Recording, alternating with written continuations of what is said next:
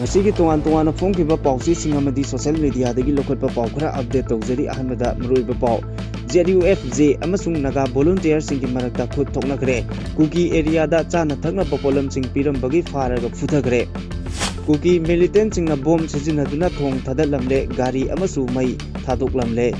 Amit Shahada memorandum pisin kare su agreement abogret tawgadabani nemcha kipgen pham lokthokadabani haina UNC na akan mamongda taksin kare Arambai Tengol gi Lucingba Korongan ba Khuman amadi Songtham Bijoy Singhi social media update singa loinana NIA na kuki singda atamnana action tawi haina kuki NP na maral sirakli Lengak na miking changbi drabadi counter economic blockade changsinlagani haina kuki CSO singna akan ba warning tawrakli Homecoming ceremony lupki minchat thiana ba chathakiba namthaki lilani haina KCP PWG na sengdorakli Naga taruk hatpada chenabasing fanaba amadi Manipur gi phibam yengsinbinaba PM da IPFM amasung DMCC na khanghankhre India gi territory khara Myanmar da pithoklaga yenaduna laklaba border gi charuk khara democratization tawnaba honarabara haibagi jingnaba leire haina phongdoknarakli Manipur da thokliba irang dadi BJP su tumina lei Congress su mating thongna thongdang logde Congress ka BJP ga amana amagi mayokta rally chanakre Nungba Community Health Center gi awaba mapawda electric kakhibadagi doctor singna torchlight sijinaraga angang unari ST khaktagi oiba road corridor semnaba NCST na report kokre center ga CJP ga wari sanaragani haina phongokre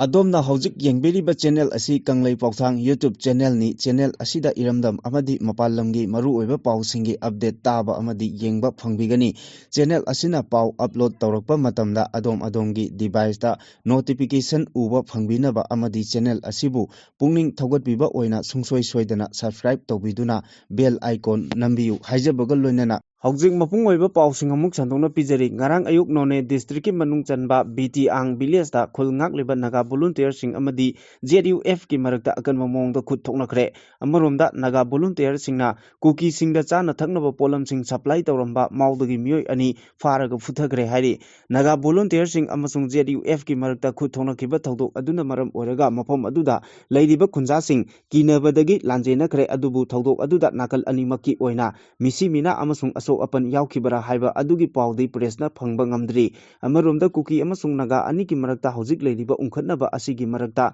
nagar volunteer sing amasung ZUF ki marakta akan mamongda khut thongnabagi thodok adu rongmai naga Lupu am Manipurna akan mamongda condemn torakli lup asina thadurakiba cherol amada hai ZUF GG maikeidagi makoina Jaliangrong miyam ngak senbagi tabak chathari haina phongdok charabasu masagi miyamda nongmai onsinbagi thong asi akan mamongda yaningde Jaliangrong miyam asi hojik external threat amasung lamkhaigi matangda Singnaba kaya ama mayok naribani asigumba marak asida khul ngak seliba naga volunteer singda onsin bagi thong asi yamna chumdaba amani naga village sing ngak senaba pairiba khulai sing aduna naga miyambo ngak senaba leiriba volunteer singda onsinduna attack tawba haibasi naga singda chaungna minamba amani asigumba thong sing asina naga miyamda aki tujungba pibata natana naga singi marakta tokai tahanbata natana naga miyamgi marakta thajanadaba ama thokalle naga singa punna lemina bagi mahuta naga miyamda onsinduna attack chathaba haibasi yamna chumdaba thong amani thong asi anti naga oibata natana naga singi unity amasung safety da akaiba pibani maramaduna ZUFJ gi maikeidagi asigumba thong sing asi khudakta lepkadabani amasung community haibadi volunteer singi target tawroidabani BTang village volunteer singi damak lup asina chapchana lebli amasung asigumba ikai ningai oiba thabak thong sing asi akan bamongda condemn tawi haina phongdorakli Kamdong District Headquarters amadi Champhung Block ani faunariba Namban Lok Turel gi mathakta saba muruoiba Valley Bridge ama ngarang numidang kuki militant singna bom pokhai handuna thadalambaga loinana Telecom Department gi gari amasu mai tharamle pau asigi likun matung inna kuki militant singna ngarang numidang pung 10 makai rom tabada Valley Bridge adu bom sijinaduna thadalambani kuki militant sing aduna thong thadalambata natana satrik tamna lakpa Telecom Department gi vehicle amasu mai tharamle kunja singna thong adu kuki militant singna chathabani haina maral siragachu hojikmaki oina थौंग अदु cookie militant की Karamba group ना चथबनो हाइबगी मतंगदा claim तौरकपदी लेट्री cookie militant सिंगना बोम पोखाई हंदुना थदलंबा थोंग अहाइबी अदु चांगफुंग block दा लेरबा खुल कयागी खुंजा सिंगी हाइबदी Kamjong district की headquarter चनबगी यामना मरु ओइबा थोंग अमना थोंग अमसु ओइरिबनी थोंग अदु नंबान तुरेल मथक ता अमसुंग सात्रिक खुनौ अनिगी मरकता साबा थोंगनी खुंजा सिंगदगी फंगबा पावगी मतुंग इन्नदी सात्रिक खुल असि इंडो म्यांमार बॉर्डर गा नकनबगी मथकता अनकपदा कुकी खुलाई पाइबा कया अमसु लैबदा नदना cookie खरसु तोइना चथोक चसिन तौरी लोनना ngarang numidang pung 10 rom taba matamda bom pokhaibagi ahoba makhol ama taki madugi matungda ngasi ayu pung 3 makhai rom tabada makatana atopa bom amasu pokhairakbagi makhol tabadagi yengnarubada hariba thong asi tatlaga nomba lok turelda तासिल्लगा लेरंबा थेंगनरखिबनी लोनना थोंग अदुगी मनाकता खामदुना लेरंबा Bolero गाड़ी अमसु कुकी मिलिटेंट सिंग अदुना मई थादोकलमखिबनी हाइरी मखातारको पाउदा सस्पेंशन ऑफ ऑपरेशन सु एग्रीमेंट चनरिबा कुकी ग्रुप सिंगी सु ग्राउंड रूल सिंग हंजन हंजन थुगाइदुना हिंसागी थवोंग सिंग लेप्तना चथरकपा अमदी युमथंगना लेरिबा लेबाक अमा ओइरिबा म्यांमारदा बेस तौबा कुकी लालौबा सिंगी मसिंग यामलबा केदर सिंग मणिपुरगी लमखै लांसिलक्तुना हिंसागी थवोंग कया चथरकलिबा असिदा अकनबा थबक लौखटपगा लोइनना सु एग्रीमेंट एबोग्रेट तौनबा अमदी नेमचा किपगेन डिप्यूटी सीएम फमदगी लौथोकनबा United Naga Council UNC na Union Home Minister Amit Shahada aiba cherol piduna taksinkhre mamang tha June 12 da UNC ki maikaidigi Amit Shahada memorandum ama pikraba matungda makha tarakpa oina ngarang amuk aiba cherol adu pisinkhibani memorandum aduda chahi asigi January thadagi hoktuna Manipur ki Kangpokpi Ukhrul Senapati amadi Tamenglongda khundariba Naga Khul Singda khulai paiba sing maru oina Center Lengaka Suspension of Operation Su Agreement sign taunariba Kuki Group Sing amadi yumthangnaba lebak Myanmar da base tauba Kuki Lalolup Singi Kedar Chamro Manipur ki lamkhai lansilaktuna Naga ki Khul Singda changsilaktuna yumkai kaya mai thaba Naga ki myoi kaya hat patupagi thong kaya leptana chatharakpagi wafam sing Union Home Minister Amit Shahada mayek सेंगना खंगली सही असिगी मे तरेता Myanmar दा base तौबा Kuki national army Burma KNAB गी खुलाई मतिक चाना पाइबा केदर चामा हेना कामजोंग अमदी उखरुल डिस्ट्रिक्ट दा चंगसिलक्तुना नगा खुलसिंग जेट जोरो नामली वांगली अमदी काका खुलदा युम कया मई थाकी मसिगी तुंगदा जुलाई अमदसु KNAB गी केदर सिंग अमुक हना मणिपुर की लमखै दा चंगसिलक्तुना कामजोंग सब डिवीजन के मनुंग चन्ना लैबा नगा खुलसिंगदा चंगसिलक्तुना युम कई कया मई थाकी बगी थोंग चथकी असिमक तराइना लोफम थोकते लेबाक अमगी लालोबा सिंगना लेबाक अमदा चंगसिलक्तुना लांदाबा हाइबसी लेबाक असिगी सिक्योरिटी दा चावना सिंगनरकपनी हाइनसु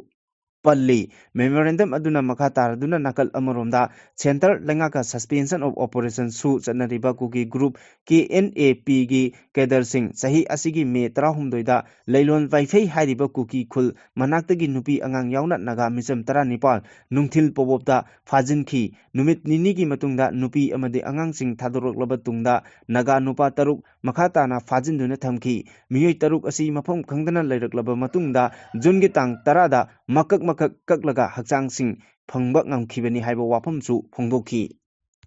भोट मया योक्सिलक्पा असिदा लेबाक निंगबा मयामगी कुमहैसी उबदा पुकनिंगबु नुंसी हाइना अरामबाई टिंगोलगी लुचिंगबा कोरोंगानबा कुमन्ना महाकी ऑफिशियल फेसबुक अकाउंट दा असुमना update तौरी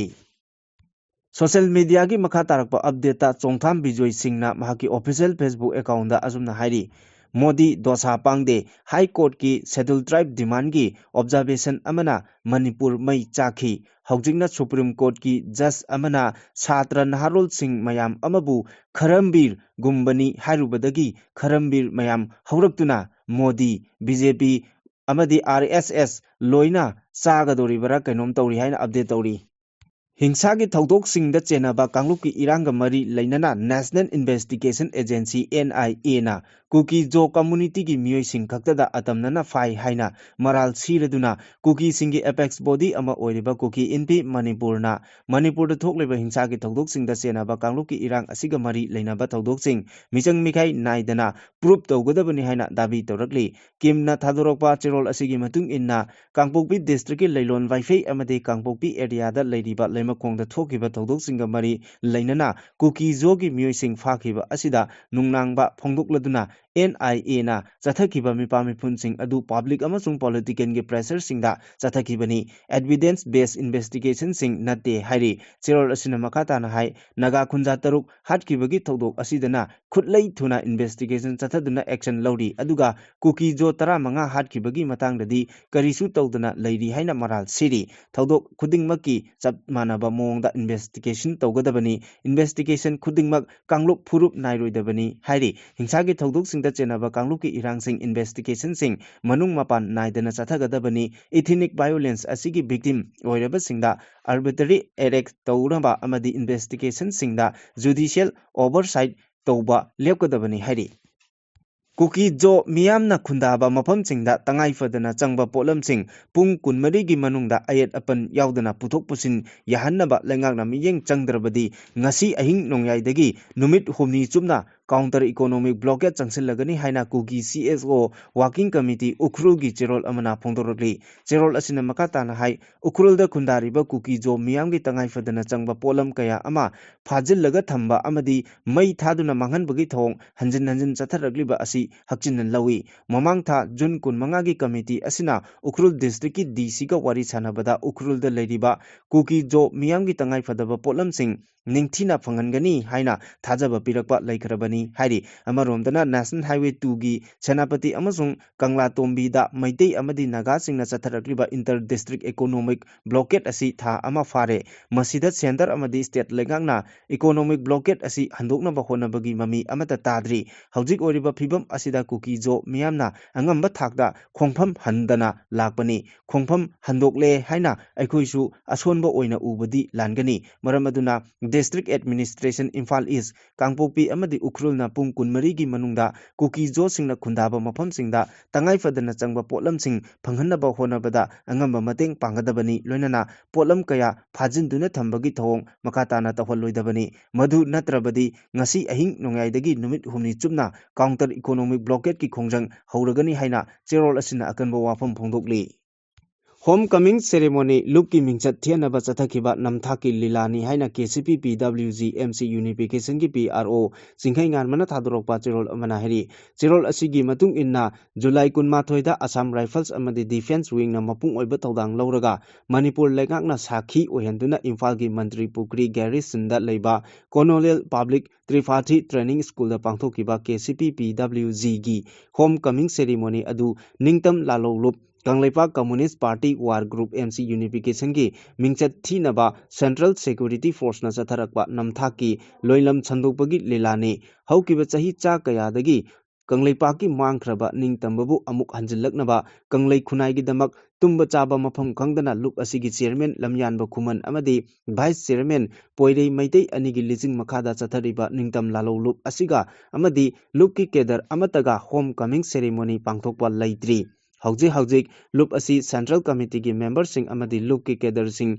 General Headquarters yauna unit singda khuchu gulai singal loinana lengdana amasung tekte kaidana leiri Kanglei khunai asida khutchem gi oiba nomai kapnaba chachinnaba surrender chathaba ikaiba amasung chokthaba leijadraba Assam Rifles amasung Defense Wing na ngarangi adugomlaba chachinnaba Lup ki mingchat thianaba homecoming ceremony ama pangthokadore haibagi pau tabadagi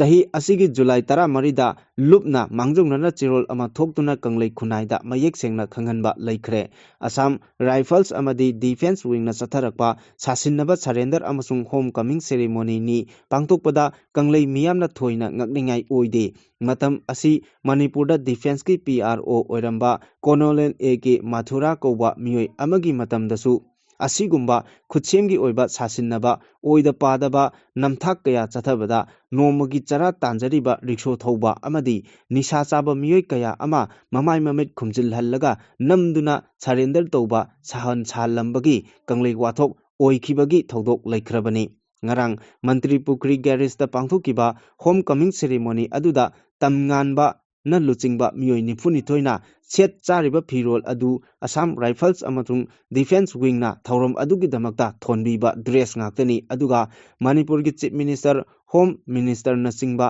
lengaki minister official खरगी ममांगदा उटखरिबा single barrel double barrel AK rifle चिंबा लानगी खुचु खुलाइसिंग अदुना कुकी सिंगदगी असम राइफल्सना लेरगा मणिपुर लेंगाकता नमथाक तौखिबनी हौजिक सेरेमोनीना ngarangi खुचु खुलाइसिंग अदु असम राइफल्स अमसुंग डिफेंस विंगना लेंगाकता सिन्नरक्लबरा हाइबसी कंगलै मियामदा लेंगाकना खंगनफम थोई नत्रबदी असम राइफल्स अमसुंग डिफेंस विंगना ngarangi अदुगुमलबा थौरम कया पांगथोकपदु ngarangi खुचु खुलाइसिंग अदु मखाताना सिजिन्नरकपसु याई थौदोक असि मणिपुर लेंगाकनासु कुमजा लिसिंग अनि कुलुमदोगी मे अहुमदगी ngasi फावबा स्टेट असिदा थोकलिबा इरांगसिंग असि नाथैनबा अमदी लेंगाकता खुलाई पाइबा निंगतम लाल हौरिबा इरांग लोइसिल्ले इंग तप्पा पुरकले हाइबा यानबा चथबगी नमथाकी लीला मखल अमनी हाइनसु फोंदोरकले Indigenous Peoples Forum Manipur IPFM amasung Delhi Maitai Coordinating Committee na punna India ki Prime Minister Narendra Modi da aiba chirol pisinduna Kangpokpi District ta Konsakul Liangmai Naga Kulgi Pastor ani yauna Liangmai Naga Khunja Taruk Kuki singna phakraba matungda mihatina hatok lambagi thaudokta chenabasing phaduna chairak pinaba amadi justice PBU amadi Kuki militant group singa India government ka suspension of operation su agreement taunariba adu abrogate tobiyu haina dabi tokre Prime Minister Narendra Modi da pisinkiba aiba chirol aduda organization asina Kuki singna faduna pukiba naga taruki asiba hakchang sing sahi asigi June 10 da leloi waifei khul mayadagi phangki thaudok asina maram oiraga Manipur state asida security gi oiba crisis sing asi yamna phachil lakhidre amadi organization sing asina laikhidraba singi imung manung singi awabadasu ngasi phawba saruk yaduna lakli hainasu phongdokli Government of India na India ki territory khara yumthangnana leiriba Myanmar da pithoklaga matam kayagi mamangdagi yenaduna laklaba border ki saruk khara demarcation tongnaba honarabara haibagi chingnaba leire official document amagi matung inna department ki report asina hai Manipur amasung Myanmar ani gi lonabada leiriba border pillar number 65 amasung 68 ki marakta demarcation ki thabak loisinaba India na examination tawba hokre document aduda foreign secretary na thagalakpa proposal amagi matung inna square mile 1.4 pak chawba lamgi saruk khara Myanmar ga exchange townaba propose tori territory adu Manipur gi Chandel district ki manung chanba Sangai region gi Kabo Valley ga naknana leiba mafam amani sahi asigi me kunga taruk haina iba document adu gi matung inna boundary demarcation gi thabak asi tha ahum gi manungda loisingani haina su palli ningsingba yabadi kilometer lising ama chatruk nifu manga rom sangba Indo Myanmar Chamban Khaba amadi petrol track semnabagi damak lupa billion 3.22 sanction tawkrabani Manipur khaktada Myanmar ga lonariba border asi kilometer chahum mariputra nipal ni boundary demarcation gi thabak asi lebak ani gi joint boundary condition na chatharakibani kumja lising ani tara nepal da lengak na parliament ta puthokibagi matung inna lebak asina establish toba boundary mechanism gi matung inna Indo Myanmar border ki kilometer chama humudra mapan sangba saruk asigi demarcation tawgani amadi border pillar mapan yungani haikibani adum oinamak haujik Manipur gi oina border gi matangda chayetnaba leiriba asi molcham gi border pillar number 64 dagina 68 fawba moregi border pillar number 75 dagina 79 fawba amadi choro khunogi border pillar number 88 dagina 95 fawbugi manung asidani hairi Makha tarakpada Manipur da haujik thokleba tamthiraba irang asigi matangdadi ayamba matamda BJP su tuminna leishili aduga Congress su mating thokna thodang amata laude adubu New Delhi da BJP amasung Congress anigi marakta thokleba ungkhanaba asigi matangdadi Manipur da Congress na BJP gi mayokta aduga BJP na Congress ki mayokta kholaw lauduna rally chanakhre protest tawnakhre miyam kumhai oina yengnakhre UGC na loba NEET gi question paper leak oikibagi matangda mahirui sing amadi laibak asigi naha kayana chathakiba protest da police ka hena thawong chathai haibadagi hauraga opposition ki leader Rahul Gandhi ne luchingba prime minister gi residence ki mamangda protest tawki lenga ki mihut thaduna protest adu luchinhannaba honabada mahi yankhide tungda Rahul Gandhi yauna Congress amasung Samajwadi Party gi luchingba sing police na thadoklaga gari da haptuna faraga puki mahirui singda Police na chathagiba thong amasung Congress luchingba amabu Delhi police na ꯊꯥꯡꯕꯒ ꯂꯣꯏꯅꯅ ꯆꯤꯡꯂꯒ ꯄꯨꯕꯒꯤ ꯇꯝꯊꯤꯔꯕ ꯊꯧꯗꯣꯛ ꯑꯗꯨ ꯌꯥꯅꯤꯡꯗꯕ ꯐꯣꯡꯗꯣꯛꯇꯨꯅ ꯃꯅꯤꯄꯨꯔ ꯄ꯭ꯔꯗꯦꯁ ꯀꯣꯡꯒ꯭ꯔꯦꯁ ꯀꯃꯤꯇꯤꯅ ꯕꯤꯖꯦꯄꯤꯒꯤ ꯃꯥꯌꯣꯛꯇ ꯈꯣꯜꯂꯥꯎ ꯂꯥꯎꯗꯨꯅ rally ꯆꯠꯈꯤꯕꯅꯤ rally ꯑꯗꯨꯗ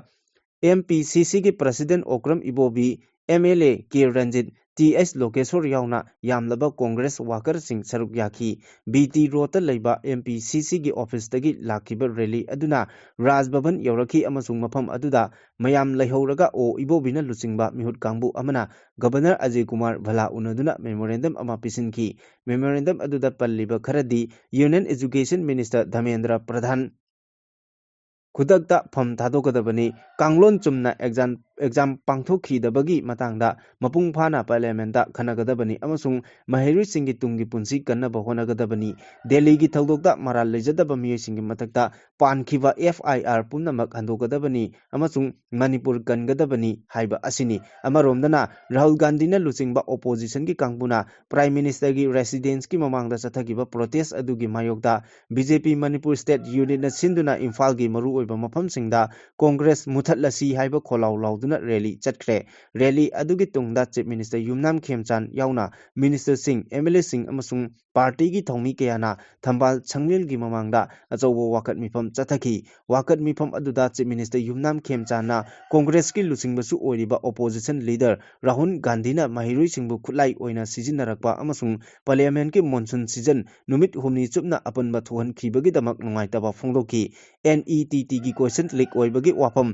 parliament खननबा लेंगांगना थौरांग तौरगा लई अदुबु opposition की कांगबुना पार्लियामेंट खन नैनबदा मियेंग चंगबगी महुता प्रोटेस्ट तौरगा लैरी मसिमक डेमोक्रेसीदा अचौब सिंगनबा अमनी हाइबा वाफम फोंदोकी